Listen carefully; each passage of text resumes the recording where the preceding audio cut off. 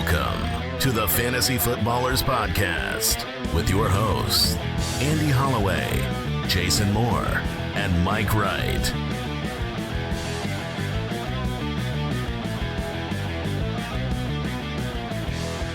Ladies and gentlemen, welcome to the podcast. That's the Fantasy Footballers Podcast. Don't be nasty. I'm your host today.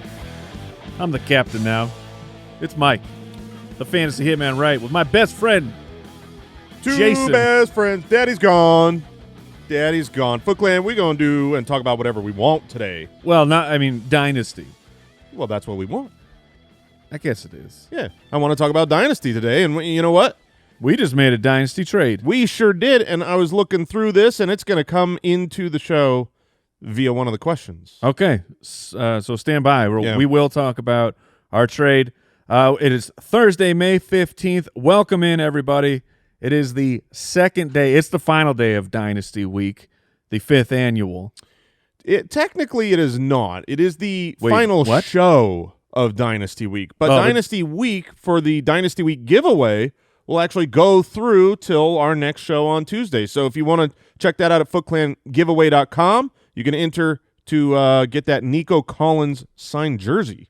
The Ultimate Draft Kit. We are 17 days away from the official unveiling of the 2025 UDK, June 1st. It's hot. It's good, man. Our initial stat runs are completed.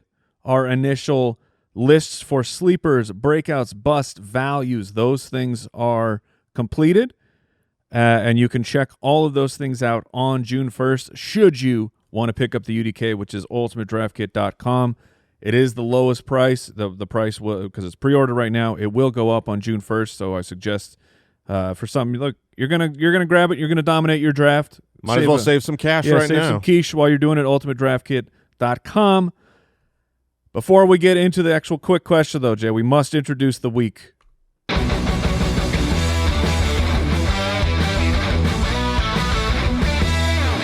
Welcome to Dynasty Week.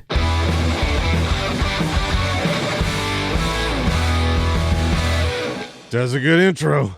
Also, yes, so the fearless leader, Andrew Holloway, he is off today, but don't worry. The cardboard bear extraordinaire, Jay Grizz, he's back. Oh, my God. I forgot about it. Jay, I feel like Jay Grizz has been hibernating for so long. I forgot he had his own theme no one's song. missed a show in a while, but the sickness gets everybody sometimes, and Andy's down. So the quick question for today, look, it's Dynasty Week. Rookie fever, we all got it. Maybe that's what Andy's out with. Oh, yeah. He's like because he's rookie 105.5 degrees. I would go to the hospital for sure, yeah, for that. But that's where he is. If you remember, Jason, he declared that he's probably a rebuilding team now. Oh no! So he's going to have rookie this will be picks. Yeah, he's going to have actual rookie fever. I've gotten a few trade proposals. He's trying to cash some value, get those rookie picks so he can actually rebuild. But speaking about rookies for this year, who is a later round rookie pick not getting talked about enough? Well, I will bring up Andy's answer first because he was prepared for the show. It's rookie tight end for the Jets, Mason Taylor, and I know you hate Mason Taylor. No, I hate it because look, we all have him statted at a point that yes, we need to be talking about Mason No Dog Taylor. You don't like that he is not a tackle breaker and he doesn't seem like he has that dog in him. It's not a question about doesn't seem. Okay, so he doesn't. Well, I'll just grant you, no dog in that guy. Thank you. But you don't have to have the dog to get a bunch of targets. A DNA test, 100% no dog. So, well, I mean, DNA test, I don't know about no dog in the DNA. He is the son of a Hall of Famer with plenty of dog in him. So maybe it's just a young pup in there. But Mason Taylor, drafted very high and finds himself, and I liked his tape a lot more than you did. You were so put off by the lack of dog. I just saw a pro-ready, going to be where he's supposed to be. I mean, he might be one of those like catch it and fall down type of guys, which is strange for this age. The Zach Ertz. Yeah, but Zach Ertz can be relevant for fantasy. I know. You could call it. Zach Ertz has dog. I'll put that out there. stop saying that now. Tyler Conklin is gone.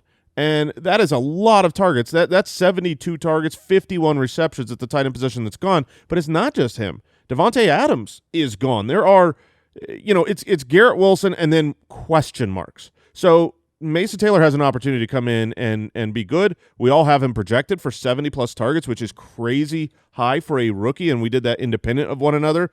So I think it's a name that's a third round or even an undrafted sometimes rookie pick that isn't talked about enough right now. Yeah. So right now, where it stands right now with the UDK and the stats, which by the way, if you're newer to the show, the Ultimate Draft Kit, we update this to kickoff. So that's why when I said we're done with our initial run, it's because the initial run is done right now, and that thing will stay alive, living and breathing throughout the offseason as news updates. But rookie tight ends who have had 70 or more targets with 50 or more receptions over the last decade, it's a very small list. It's Evan Engram, it's Kyle Pitts, Pat Freiermuth. The Muth. Oh, man. Remember when the Muth got Luth? Oh, he was Luth. What a year. Sam Laporta, Dalton Kincaid, and Brock Bowers. So it is a very small list, but I agree that he's in a situation where someone has to step up for this team. And he could be a pro-ready guy, talking about Mason Taylor, but college career, he was a 10.1 yards per reception. That's the lowest rate for any tight end in this class. So you can make your own assumptions from that. Yeah. Jason, who do you want to talk about? The player that I am bringing to the table is Jalen Milroe, quarterback that got drafted to the Seattle Seahawks. This is a guy that isn't getting talked about a ton because he's not a starter. He doesn't have a job. And Sam Darnold just got that money. He got paid. So they drafted him as a backup. But for fantasy football, this is a player who has a path ahead of him. Like Sam Darnold is essentially on a 1-year trial deal. They can move on pretty quickly. And Sam Darnold can go out there and, take the bull by the horns, show that he's a great, leveled up quarterback, and then Jalen Milroe is nothing.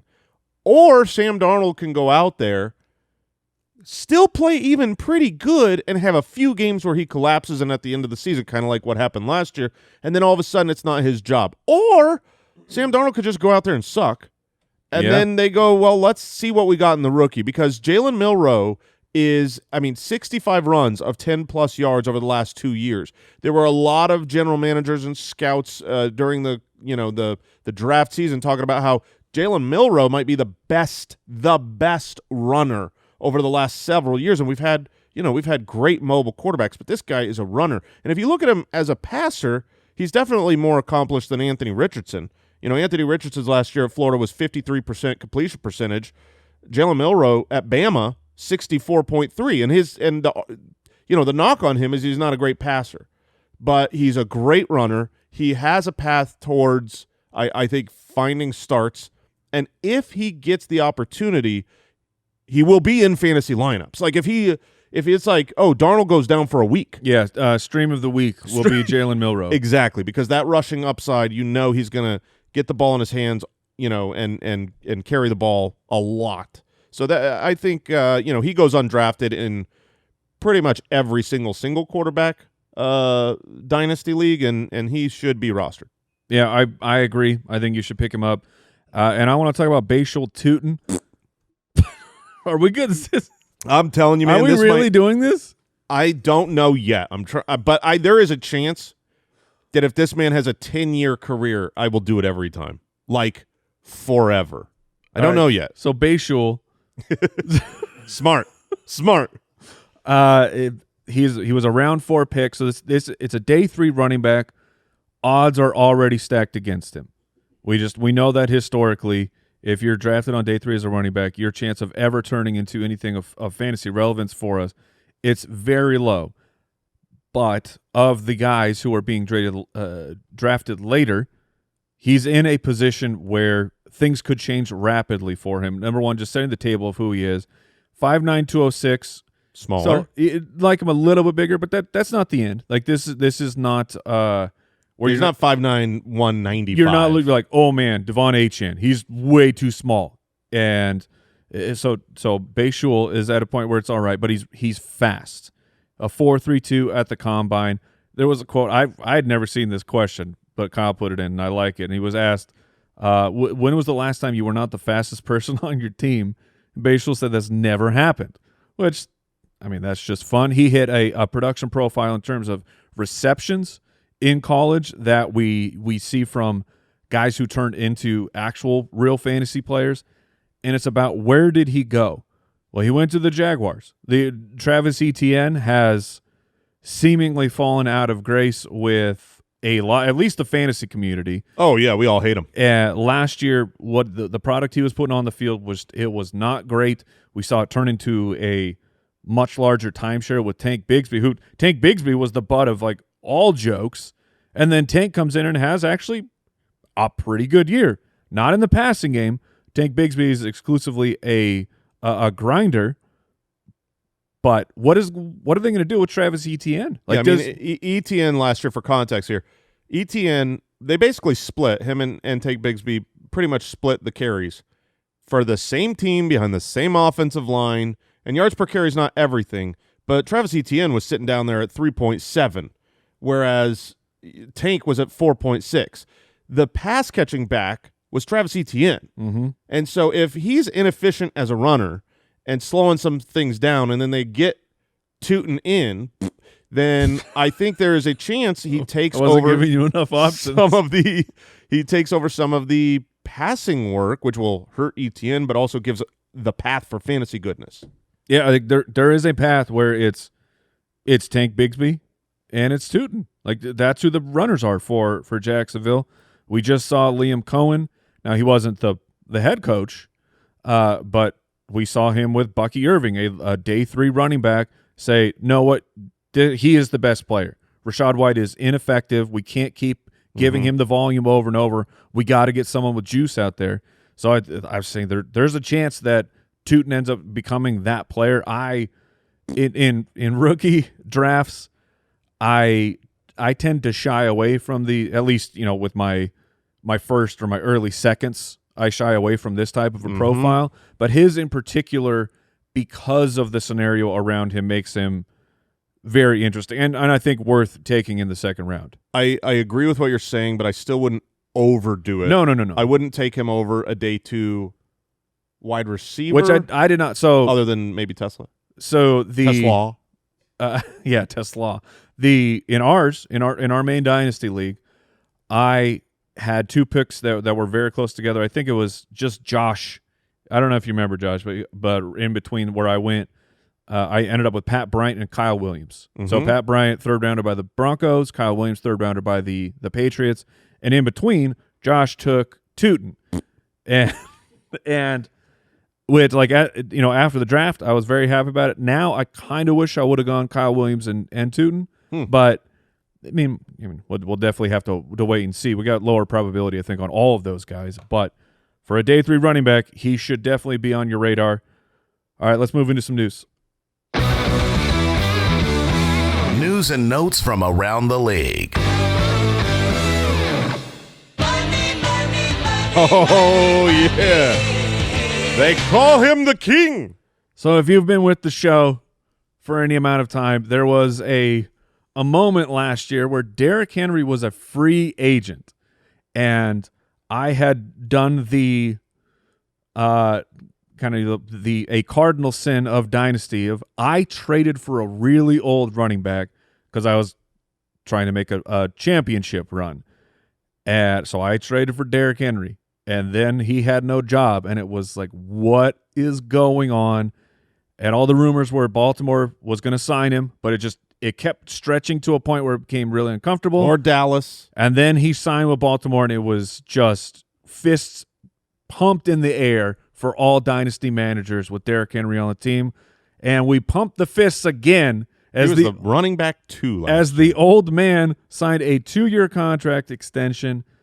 It seems he will average more than $15 million a year. $25 million fully guaranteed. So this is a legit 2-year deal. This is so awesome. Most of the time when you see 2-year deals for running backs, it's really a 1-year deal. Right. This is Derrick Henry will be their starting running back for 2 more years, which is at his age impossible. Yes. But I mean, for Derek, you don't bet against this guy. You don't do the age, the carry count. There aren't people like him.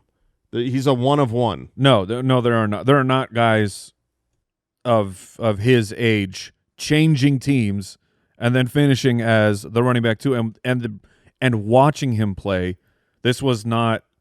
My gripes always with Joe Mixon are like, you're just getting the ball over and over, and they have no one else.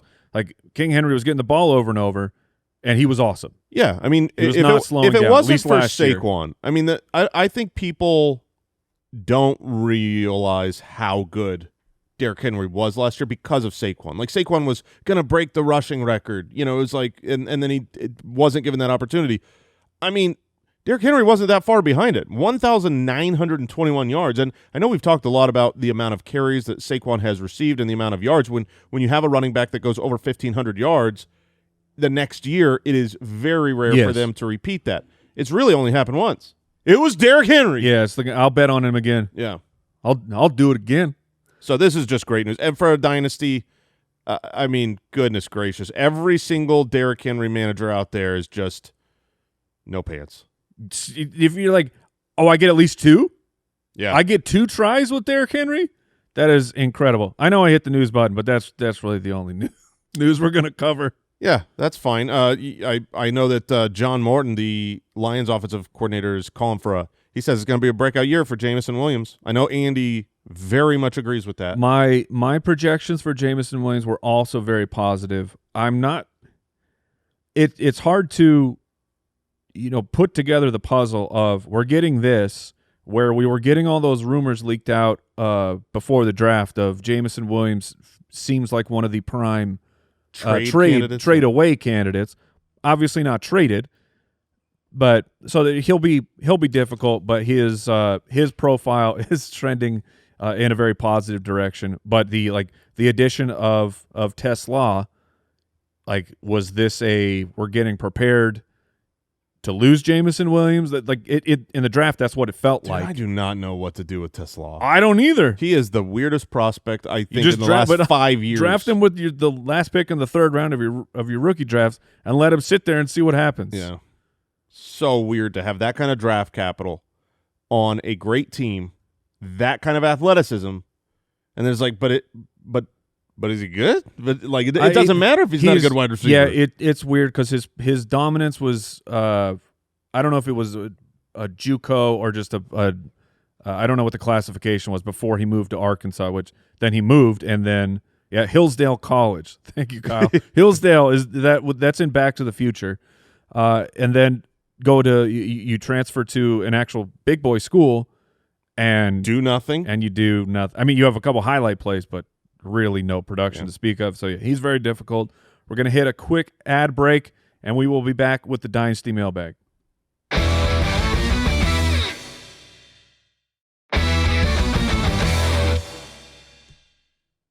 It's Dynasty time. It's Mailbag time. Mailbag. It's Dynasty. All right. If you'd like to ask us a question, you can visit the website, click on the Submit a Question. We often put out calls on the social media as well, asking for questions when we know we will be answering quite a few of them. Or we do have a voicemail hotline. You can call that at 302-464-TFFB. And we have one voicemail. We're going to answer that question right now. Hey, Ballers. It's Mikey from Manhattan. How do you differentiate between prospects that are similarly slotted in ADP, looking at guys like Higgins, Beck, Kyle Williams, guys like that? How do you differentiate between them? Thanks. So the question, so similar feeling, tiered type of wide receivers. How do you end up ranking them in the specifics? Where Jaden Higgins, he was drafted by the Texans in the 2nd. Jack Besh, who we all on this show and our Dynasty podcast universally love, he was a 2nd-round pick. Mm-hmm. And then Kyle Williams, who went in the 3rd, was not projected to go there. So Jay, do you have how are you looking at this type and then these 3 specifics? When you've got similar archetypes, there are a handful of tiebreakers for me. I'm going to think, what did I think of the prospect? Did I hate one of them and love one of them? That's probably going to flip it first and foremost. Because whether I like the prospect or didn't like a prospect, a lot of times has to go with their production profile and their age and their film. So it's kind of those three things. When you look at these guys specifically, Jayden Higgins, Jack Bech, Kyle Williams, they're 22.4 years old, 22.4 years old, and 22.8 years old. So there's no tiebreaker there. They all had similar draft capital. Obviously, Higgins and Bech were better draft capital, so they're going to be ahead of Kyle Williams here. And then the final thing comes down to, like, well, what's the opportunity? What's the spot? What's the quarterback?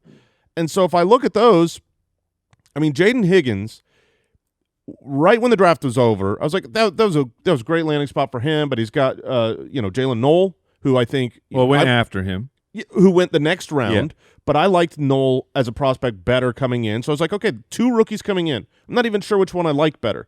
But then statting out the UDK and going and doing the work and looking at formations and stuff like that, it's like, okay, just lay it out. You got Nico Collins on one side. The other side of the field is almost definitely going to be Jayden Higgins, yes. And then you're going to have Jalen Knoll and Christian Kirk kind of fighting over that slot role, and they'll all mix in and move over a little bit. It's not all black and white like that. But Jayden Higgins projects right now to be a day one full-time wide receiver, not leaving the field very much, for a young, great quarterback. So I like Bech more as a pre-NFL draft prospect. I liked him better. But the opportunity and the landing spot for Higgins, I think I've flipped now, and I'll take Higgins ahead of Bech and Kyle Williams. Yeah, I like that, talking through that process. Link me to a young quarterback who seems like Stroud will be the Texans quarterback until he's done playing. Geno is, thankfully, Bech finds himself in a situation where now the Raiders have a quarterback. Geno is a good quarterback. I won't hear otherwise. He's accurate. Yes, he's accurate. He can. I mean, he's fine enough for DK Metcalf. He was fine enough for JSN. Supported, a great season from Tyler Lockett, but he's also going to play at 35 years old this year. So what's their future plan? Their future plan is not Geno Smith. CJ Stroud is their current and future plan. Yeah, so a couple quick notes for that. Jack Bech, on the opposite side of the field, it's Jacoby Myers, who is a very underrated wide receiver and will be was he officially in our values for the UDK? No, we can't release well, we got to he is. Yeah. You got to tease. Yeah, he is First one's free. give a little bump, little taste. Jacoby Myers is a value this year. But he's under his final year, or he's playing under his final year, and so Bech could be the future of the wide receiver position for this. And then the final thing I'll say about Kyle Williams, where rookie for the Patriots. Yeah, thank you. He ended up not being a huge reach for the New England Patriots based off of mock draft information, which I've seen studies, like a good friend of the show, JJ Zacharyson, he kind of turned me on to this of looking at players who on mock drafts, which we're all pretty dumb when it comes to mock drafts. We're talking real NFL, but players who were being mocked at a certain area, and then a team goes and gets that player, they reach for that player. They're tooting. It turns out bad, generally speaking, for those players. It's not a tremendous hit rate, but the Kyle Williams gap did close over the final month, so not as much of a reach. But yeah, I'm going to take draft capital of the second round, and I'm going to take situation of Jayden Higgins for those three guys. All right, got another question here. It says, what are some common pitfalls that you see in dynasty leagues and drafts? Yeah, so we in the if you get the UDK Plus, we do have a whole Dynasty Tips section in the Dynasty Pass. Can't cover everything here, but the number one tip that I would say to avoid, the pitfall that I see happen, is swinging the pendulum too far because it's a Dynasty League and changing your, I only draft youth. Basically, I see managers they go so young and so promise and so potential oriented that they never actually get it together. They never end up with a roster that can compete and win a championship. And then you see other people that are just like, I'm going to take all the value on the veterans, and then they don't think about the age. So it's really just the extremes on the outside. If you're going to put together a good dynasty roster. You need to have veterans and youth, and I think too often people think like they put themselves in a box. You know, they're like, I am a rebuild, or I am a contender, and so it's like I only want one piece. But really, in Dynasty, you just need to be going for value at any age, and then you want people that can perform now and perform in the future, and that's the one thing I think when I look at great rosters in Dynasty leagues, they always have a mixture. I'm always like, oh, they got this stud veteran, this stud veteran. Oh, they got that young guy and that young guy. And I look at all the bad teams, and they're just like, oh, but look at the youth. Oh, but look how my average age is 22 years old. Any day now. Right. So it's like if I had to criticize one more than the other, I think it would be overdoing the youth. Okay. Caring too much about age and not about production. I liked the phrase of people put themselves in a box, because I think people do that with who they want to trade for. And like Dynasty can be tricky of you get caught up in a name. Like, oh, man, I got to go get this player. Instead of zooming out and saying, I need this type of a player. And being more open to more players who fit into that mold, so you can go to more teams and figure out where does a trade actually make sense. Because there'll be teams like Jay, you just told me, like I went to your team to try and make a trade, and we weren't compatible for what you were trying to do. I was looking to capitalize on Breece Hall's early success, still youth and name, and try to trade Breece Hall for a young running back and a pick, or a maybe one of the incoming rookies that I think might be better. And then I looked at your roster, and you've got good running backs, but it's like I got ARP running backs. Yeah, you got Christian McCaffrey and Derrick Henry. It's like that doesn't. It's going to be great. It just didn't fit what I was trying to achieve. Right, and so when you opening it, but that's like you know what you're looking for. It's not a specific player.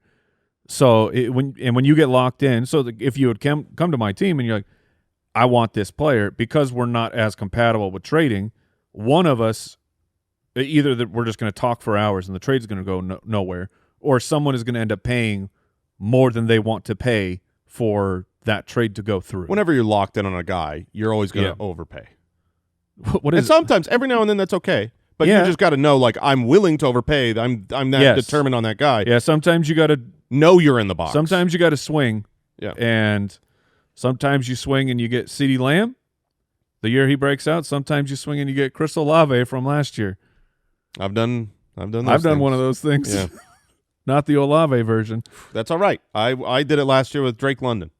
You did. I think you stole Drake London. Next question is off of IG from Spencer Borschelt. What does it take to trade for a player like Ja'Marr Chase in Dynasty? Thanos has your answer. I mean, what did it cost? Everything. I mean, you can't trade for Ja'Marr Chase. Like, yeah. I it's funny because whenever I see a Dynasty question of which side do you like, and I see, it's like, okay, Ja'Marr Chase, and then I'm like, done. Like, every now and then, you'll finish reading that question and go, oh, okay, but it's really going to take an overwhelming offer. It's going to take something where it's like, you better have an abundance of riches. I mean, to me, it would require I'm getting CeeDee Lamb or Justin Jefferson plus. And people aren't looking to trade CeeDee Lamb and Justin Jefferson plus stuff. So I don't know. I think, Ja'Marr Chase should just be thought of as untouchable. I mean, go try to acquire him. The thing is, either a team it feels strong enough that they're going to make a run, and they're going to say, "No way, Ja'Marr Chase, I'm trying to win a championship this year, and that's about the best player I can have on my team to win a championship." Or you go to someone who's rebuilding. Like, no way. And you're like, no way, this is the best rebuilding wide receiver you could possibly have. Yeah. What you need to do is right now go look in your league if you're not the Ja'Marr Chase manager, and then you look at that team and you say, okay, what do I know about that guy. Oh, he's a Packers fan. Oh, he's a Cowboys fan, or he's whatever. How can I try to swindle him out of Jamar Chase, offer a huge package, and then see if you get lucky? Otherwise, move on. Next question is Tyler off of IG said, oof, trade Ashton Jeanty for CeeDee Lamb.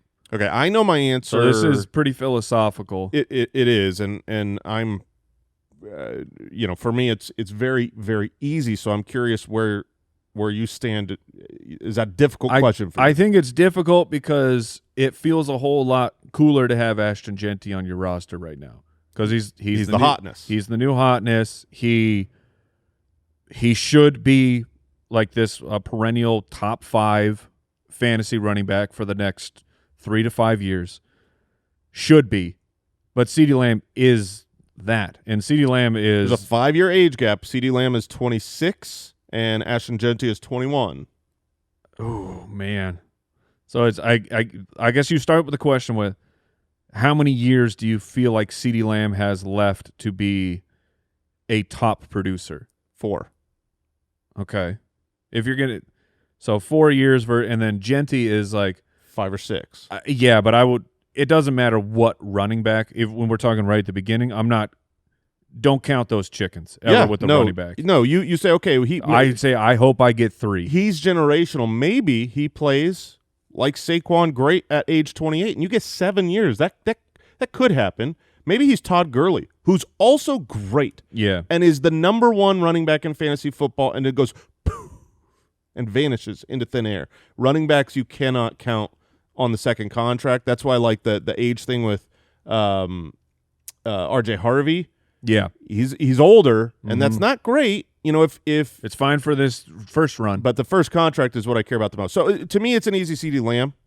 I want the wide receiver over the running back in dynasty formats. I've got, if this was a startup draft, I'm drafting a handful of wide receivers before I am too, yeah. I'm gonna take Puka. I'm gonna take Malik Neighbors. I'm gonna take Brian Thomas Jr. I'm gonna take Amon-Ra St. Brown before I start taking Bijan, who I have ahead of Jeanty.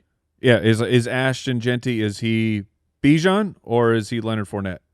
Like when you had the 101 and you got Leonard Fournette because he was taken 4th overall in the NFL draft. It was Kyle. You can vet me on that one, but it was like that one felt fantastic. Yeah, 4th overall for Leonard Fournette. And he was good. He was good. The dump man, the dump truck. Yeah, that's the thing. He had to turn into the dump truck. Yeah. That's where things got with Leonard Fournette very quick. You could just grab the little dump-offs with that badonk-a-donk, and he wasn't good, but he was fine enough for fantasy. This next question is from Gallywag8 off of IG. What do I do with Jayden Reed? Green Bay Packers wide receiver. He's entering year 3. He just turned 25. And here we are. The Packers looked at Matthew Golden in the first round, Savion Williams in the 3rd round, which Williams is a different type of wide receiver. Apparently, we are told through the grapevine that I think the drafting of these wide receivers ruffled some feathers in the Jayden Reed camp. Well, they had to meet. Well, Drew Rosenhaus is his agent, and so he ain't going to stand for that. He wants another big contract here soon. I like how they said they had to meet to talk about to make sure that he knows his role is secure. And it was like his role is a part-time player. Yeah, his role his role's not going to change. His role is a 60% snap slot wide receiver. Yeah, he's basically what they told him. He's a good player. Let's start. Basically, what they told him is he's still their number 1 wide receiver. Still. It was like, oh, I was? I was the number 1? That's awesome. Yeah. Because you didn't play the snap counts like it. Jayden Reed is a very good player. Finished as, rookie season, a top 24 wide receiver.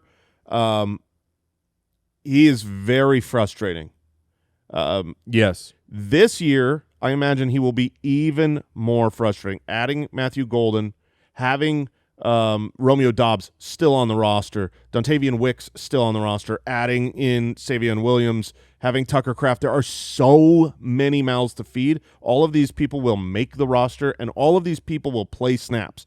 This is the type of offense where they are rotating in different packages, and you're going to have some awesome games. 2 touchdown games from Jayden Reed, and you are going to have so many games that absolutely blow chunks and hurt you. I mean, put it this way. I haven't heard that one in a while. He was the wide receiver 26. His consistency rating is a D. 35% of his games did he hit our threshold of 10.5 fantasy points. 35. The vast majority of time, you are unhappy with him. And now there is the chance that Matthew Golden. I don't think Matthew Golden is that dude, but there is the absolute chance that Matthew Golden, a very good athletic, now first-round wide receiver in the NFL draft, comes in and takes that number 1 spot that apparently was Jayden Reed. So Jayden Reed has a place. I view him going forward as a bench player who I'm going to start in the matchups I want. I mean, that's what I hope. I mean, depending on how good your roster is. So this was our roster. Yes. This was a trade we just made today. I didn't even know about this question. We got offered an offer for Jayden Reed, and we were like, do we do this? And the offer, it might sound crazy at first, it was Tyreek Hill incoming for Jayden Reed. Yep, it's the 1-for-1 swap. That's it. And so the stage of that, this is a team that Jason and I managed together, and this team is very old. Jayden Reed was like one of our only youthful pieces. Well, we've got Derrick Henry. That was good. We got Travis Kelce. Yeah. Oh yeah. We got Devontae Adams. Yeah. We got Mike Evans. Oh yeah. I mean, these are good players. We're gonna put up some fantasy points this year, and now we have Tyreek Hill because we took that trade. We did because we had the discussion of. This was the question. Like, what do we do with Jayden Reed, he is a good NFL wide receiver. The fact that you had the year 2 that you did where, he saw an improvement in snaps, but he saw a downtick in targets. He was more efficient, especially because of week 1 on that busted field in Brazil. Jayden Reed was supposed to come in and take that second-year wide receiver leap forward and be awesome. And in week 1, he had 4 receptions, 138 yards, a touchdown through the air, rushing stuff, a 33-yard rushing touchdown. In addition, was 31 points that fantasy week, and was the number 1 wide receiver in fantasy football last year. And people were making unbelievable trade offers to try to acquire him. Yes. If you take that single week out, which I think is fair, it was the first week of the NFL season. And I think because of field conditions where like the defense couldn't respond because they were all falling over. Yeah, the rest of the season, weeks 2 through 18, 16 games, also known as an old school full season, he would have had 54 receptions for 763 yards and 5 touchdowns. I mean, that's just irrelevance. Yeah. So he's a good wide receiver. You're going to be frustrated. He's a best ball type of guy for me. I want his good games, but I don't want to have to. I don't want to have to play the games where it's like 50% of snaps. He was 3 for 26 against San Francisco, against Chicago, 2 for 23 against Houston, 2 for 10. Like his bad games aren't like. There's no baseline. They are destructive. So sometimes a player like that can just be a landmine, and he's going to help you 35% of the time, actively hurt you 65% of the time. You should probably try to get something out of him. So speaking of Tyreek Hill, we got another question here from Zach off of IG, who said, I don't know which side they're on, but this is the question: Kyren Williams or Tyreek Hill and a 2027 first-round pick. Tyreek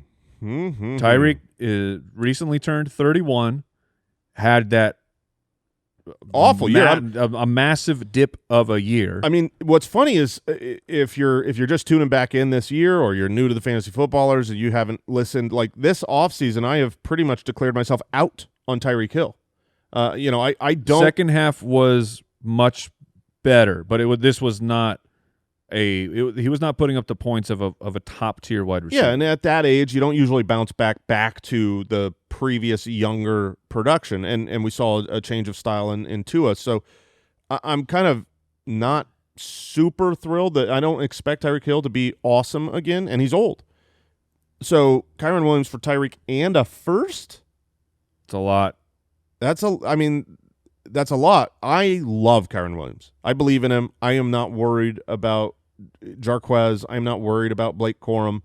I said this a bunch last year, and then it was one of my things to remember on the Things to Remember episode was like, when you bring in a rookie, if you've got an established veteran who's good, stop worrying about it. And they brought in, they brought in Corum last year, and everyone was like, oh, third round, it's going to be a timeshare. And then somehow Kyren got more snaps. It was like crazy. So I believe in Kyren 100%. To me, this comes down to like, how can you hold out until this contract comes? Right. Because if I knew the contract negotiations are going on with Kyren, there's reports that like they're hopeful to get something done. And usually when those reports happen, they come to fruition. Not always. If something came out tomorrow that Kyren just got, a 4-year extension, pretty much like a 3-year real guaranteed contract, I would take the Kyren over the Tyreek in the first. Okay.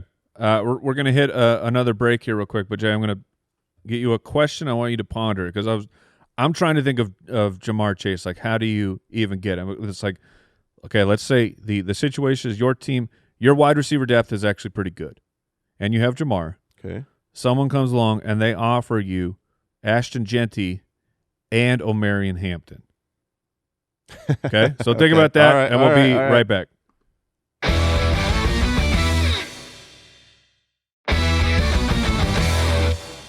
Before the break, I posed a question to my best friend of the day, Jason. If he had Ja'Marr and wide receiver depth and needed running back, would you trade Ja'Marr Chase, the number 1 player in Dynasty, for Ashton, Jeanty, and O'Marion Hampton? Okay, let's think through this. Well, first of all, I do think that the wide receiver depth matters quite a bit. So you got to be realistic with, a lot of people think, oh, I've got wide receiver depth, and they don't really once you take out a star. So let's just hypothetically say that you had, in addition to Ja'Marr Chase, CeeDee Lamb, Garrett Wilson. Oh, no, I'm not doing this trade. Oh, is this what? No, this honestly this was out of nowhere? Oh, yeah, this had nothing to do with my team. Okay, I thought for sure. No. Because Papa Josh, don't you have Jeanty and Hampton? Didn't you draft both of them this year? We have Henderson. Oh, okay. I thought this was live. You were getting offered. Nope. I was just trying to think of, is there an actual way that you can trade for Ja'Marr Chase? So here's what's funny. You said that, and in my mind, I thought you're getting offered this trade. Now, you're a problem in the Dynasty League. Your team is loaded. Your team is all just to help people out here. You've done a great job. I'm just going to let people know your roster. Oh. Okay, so you got. I can't believe I'm doing this. If you're driving, you might want to pull over. Yeah. So you got Joe Burrow up top. Great.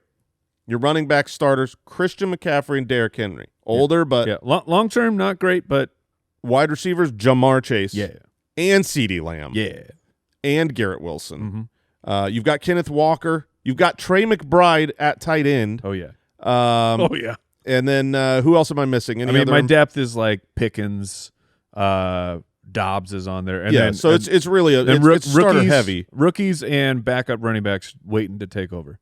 Yeah, so when you said this, all I could think is, how can I get Mike to send Ja'Marr Chase away? Like, you know what I mean? Like, I was... No, man, I can't break up the stack. That was selfish, where I was like, I'm going to try to convince you. You were going to lie for advice on the show? I wasn't going to lie. I was going to lay it out and talk about your incredible depth at wide receiver and see if I could just get you to get rid of Ja'Marr Chase. So hopefully that's valuable for people listening. So you're saying... No, I would take Ja'Marr Chase. Yeah, which I think just highlights the point yet again. There are very few players. Brooks, you're saying not even close for you? Ja'Marr Chase can do something that Brooks didn't want to answer me. Other people can't do. I mean, what Christian McCaffrey used to do, where you're putting up so many points in one roster spot, where he's more valuable than just he's better. Because you still get like O'Marion Hampton and Ashton Jeanty are great, but they take up 2 roster spots. You're gonna, you know what I mean? Like you're still playing someone else alongside Jamar Chase on your whatever your 11 starters are. Yeah, CeeDee Lamb. Shut up. Next question here. Oh, this one's interesting. A lot of Justin Herbert talk going on. Hunter Chalk on IG says Justin Herbert or Cam Ward in a dynasty. So I don't think Cam Ward is going to be a great quarterback. Okay. I think so. This is really, what do you believe about Cam Ward? If you're a Titans fan and you're buying the Kool-Aid and you want to get out ahead of it and you think he's going to be the next greatest quarterback, then you're getting a huge age gap. I know for a fact Justin Herbert is a great quarterback. I know that because he's a great quarterback. Everybody knows it. It's proven at this point. He's still young enough where you've got many years left. And I don't know that. I don't believe, and obviously we don't know. I could be totally wrong, and this could look so stupid someday when he becomes the next Patrick Mahomes. I don't think Cam Ward ever has a season at a Justin Herbert's, average season. So I don't care if I get 5 more years of less quality. I want the higher quality player. That's Herbert. All right. Next question here. Find a good one. Mark says off of IG, I have both Mark Andrews and Isaiah Likely. Me too, brother. Okay. Should I try to trade one of them? Dude, I'm just trying to get the Ravens to trade one of them. Just come on, man. I was so hopeful that Mark Andrews would be shipped out at the draft. I'm like, please. Because, man, I have been as staunch a Mark Andrews supporter over the career as pretty much exists out there. He was a my guy way back in the day on his breakout season. Yeah, you went heavy on Mark Andrews, and at that time, both Jason or Andy and I were like, really, Mark Andrews? And then he broke out, became awesome for several years. I was very happy, but and I think I have held out as long as I could before believing the end is near. And I've really gotten to the place now where I'm kind of settling into the truth, which is like, he's not the same guy he was. I watch film and I'm like, he's still open a lot. I feel like if they just threw the ball to him, it would still work. And maybe, he had a career high in receiving touchdowns. Did you hit yourself in the face with your microphone? Yes, I did. I sure did. You saw that, huh? Yeah. I guess it was because you were looking at me. That makes sense. Yep, I sure did. These swivel arms are. Did you grease that up, Jer? Anyways, right now it's tough. I don't think I trade either one of them. I think you just hold on, and here's why.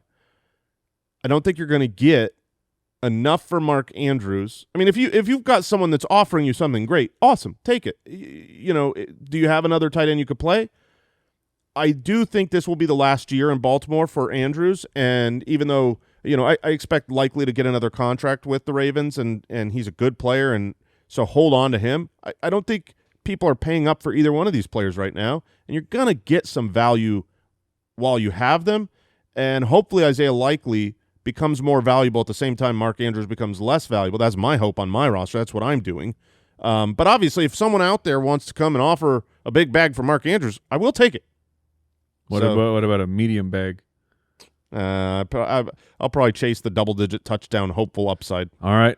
Speaking of, we got another tight end question here off of IG. What do I do with TJ Hockenson? He turns 28 in July. He is under contract for 3 more years, although the team could get out in a couple. Has the 3rd most guaranteed money left. But having said all that, it's like, when was the last time, or I guess it's not when, I guess it's back in 2023, he was the tight end 4, appearing in only 15 games, but he was over 11 yards or 11 points per game. So, that's very solid. But are you still in on Hockenson? I'm still in on Hockenson, not as a superstar, but as a reliable person to fill your tight end spot. You just don't have a lot of options. It's like, okay, there's a team out there with Brock Bowers, there's a team out there with Trey McBride. After those guys, there's a team out there with George Kittle, which on a, not a dynasty sensation. He's you gotta like the contract though. Love the contract, but he is 31. So I do put George Kittle right up there with him. But outside of that, okay, you got hopeful people and like maybe Loveland or Tyler Warren becomes something. But historically speaking, I mean, the fact that we have 2 tight ends right now of massive relevance shows that most years we don't have a tight end added to the fray. Would you rather have one of the rookies? Would you rather have Tyler Warren or Colston Loveland? I would not, no. Okay, you still take Hockenson? I know that Hockenson will be a valuable asset on a majority of weeks basis for the next 2 or 3 years. Maybe Loveland becomes a superstar, and it's so foolish. Oh, he's younger and he's better, and you should take it. But there is just as good a chance. In fact, statistically speaking, at the tight end position, there is a way higher chance that Loveland and Warren become good NFL players who are not at the tight end position. If they become a David Njoku, if they become a Tucker Kraft, if they become an Evan Ingram, it's like it's not changing things in a drastic way. So I would keep Hockenson. I'd take the rookies over Hockenson. Both? Yeah, I would, because Hockenson, I think he'll be a usable guy. He'll be like right in that middle range of being a tight end 1. But that year 2 years ago, that was by far his best season. Talking especially per game, and he finished that year only 15 games, so he definitely would have broken 1,000. But 960 yards, that's his high. That's pretty high for a tight end. I mean, I know it's like 960. He didn't even break 1,000. But most tight ends don't break 1,000. I agree. But his high for touchdowns is 6. So if you're talking the ceiling right now that he has ever put up would be something. He's a PPR guy. Would be like a 960 and 6, which that's good. That, like, you're glad you have that, because there's people who have absolutely nothing. I'm talking specifically right now about trading for the rookies. Right. So let me compare him to another player that is the complete opposite archetype. Let's talk about Sam Laporta. Okay. Let's say they're both 25 years old or both 28, whatever. They're just the same age. Would you rather have a player like Sam Laporta, who has had double-digit touchdowns and finished as the tight end 1, a higher fantasy finish than Hockenson has ever finished? But he's a guy that's going to go out there like this last year and catch 60 passes. And if you don't get the touchdown, he has still had 7 touchdowns, but this last year, he's only averaging 9 points per game. Which type of player would you rather have on your roster, regardless of age? I'll take the coward's way out of, if I'm in a full PPR, I guess I would go with the Hockenson. Unless I'm in a standard, I'm taking the Hockenson both ways. In half, I'll take the Laporta one. Because I want spike weeks out of my tight end, where if I go in and I'm like, oh, my tight end got me 3 points again. That's what I'm expecting. But when they can actually make a difference instead of just I want them to raise my ceiling and not my floor. I want the exact opposite. The way that I look at the tight end position is I want reliable, because every tight end can give you a spike week. Njoku, Evan Ingram, like, it's just, did he catch a touchdown? Tucker Kraft can go out there and be awesome for a week, but I don't want it to be a hole every other week that he doesn't catch a touchdown. I want a baseline of a lot of points, and then if a touchdown comes, great. I mean, because like the 10 touchdown rookie season where Laporta finished as the tight end 1, he was only 11.5 points per game. It wasn't, right. It's like, and that was with double-digit touchdowns. Man, I know last year Hockenson was coming back from a devastating knee injury. He didn't get into action until week 9. And in his first 4 games, you have 2 duds, but then you have 2 electric games. 8 for 72 in his second game back. His fourth game back, 7 for 114. And then the wheels completely fell off. Part of it might be, what do you believe about J.J. McCarthy now?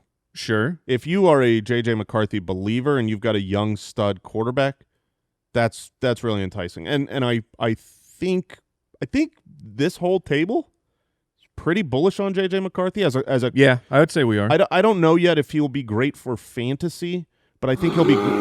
Oh, Jay Grizz actually disagrees. Oh, Jay Grizz does not like hearing the Vikings do well. No. Yeah, but I think McCarthy is going to be a very good. Because he's a bear for the people at home. Jay Grizz is a cardboard bear, and so his team. Hold on. Surprising. Hold on. It's the Bears. Yep, it is. There was probably people who didn't understand that. Yeah. That's fair. Got to make sure all of our new listeners are up to speed. Thank you, Mike. On our cardboard bear. Yeah, our card. Well, yeah. This is a really good, intelligent show. This is a three-man show, and it always will be, even when one of us is out. I guess it's not. It's a two-man and a bear show. Yeah. I was gonna say, he's not a man. That's not a man. There's not a man in a bear costume. That's not a man. What is that? Not a knife? Yes. Well, it's not a man. Let's wrap this thing up, Mike. What? That's gonna do it. I like everybody. TJ Hockenson. I like JJ McCarthy. All right. They're gonna be good. UltimateDraftKit.com. 17 days until that bad boy is unleashed upon the general public. Get it right now for the lowest possible pricing. And if you're our Foot Clan Ultimate, that's new. We rolled that out last year. If you're part of the Foot Clan on the Ultimate tier, you already have it. You might forget. You might be like, oh, I got to get my Ultimate Draft Kit. No, you already have it. So it's going to release on June 1st. Make sure you check it out. And if you also have the Dynasty Pass, you got everything. So if you want to, and if you already got the UDK, you got it early, and you want to be on the Ultimate Foot Clan tier, we do give you $1 for $1. Yep. You could just switch over and you get all the money that you spent on the UDK just going right to the Ultimate Foot Clan tier. So that's going to do it for today. That's going to do it for the final show of Dynasty Week. FootClanGiveaway.com. We got that giveaway. It's happening right now. That's not a man. That's a man. Goodbye. Thank you for listening to another episode of the Fantasy Footballers Podcast. Join our fantasy football community on jointhefoot.com and follow us on Twitter @TheFFBallers.